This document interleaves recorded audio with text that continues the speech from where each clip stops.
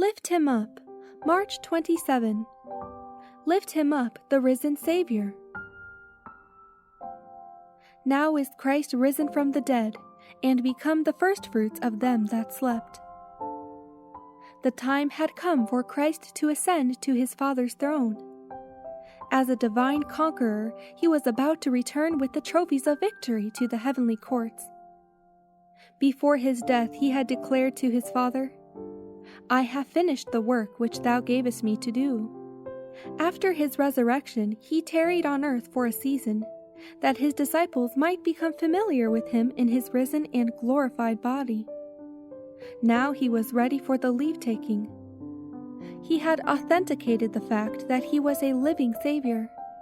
His disciples need no longer associate him with the tomb. They could think of him as glorified before the heavenly universe.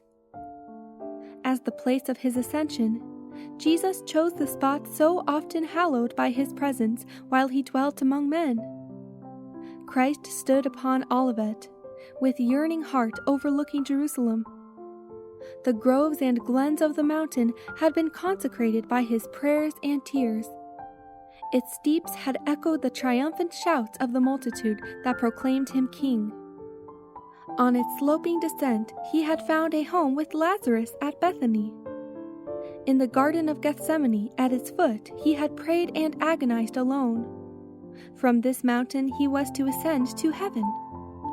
Upon its summit his feet will rest when he shall come again, not as a man of sorrows, but as a glorious and triumphant king he will stand upon Olivet, while Hebrew hallelujahs mingle with Gentile hosannas, and the voices of the redeemed as a mighty host shall swell the acclamation, crown him Lord of all.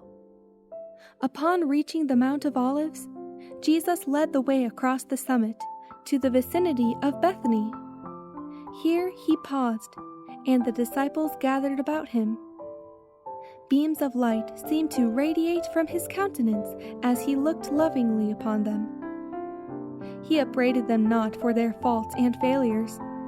Words of the deepest tenderness were the last that fell upon their ears from the lips of their Lord. With hands outstretched in blessing, and as if in assurance of his protecting care, he slowly ascended from among them, drawn heavenward by a power stronger than any earthly attraction. As he passed upward, the awe-stricken disciples looked with straining eyes for the last glimpse of their ascending Lord. A cloud of glory hid him from their sight, and the words came back to them as the cloudy chariot of angels received him. "Lo, I am with you alway, even unto the end of the world." At the same time there floated down to them the sweetest and most joyous music from the angel choir.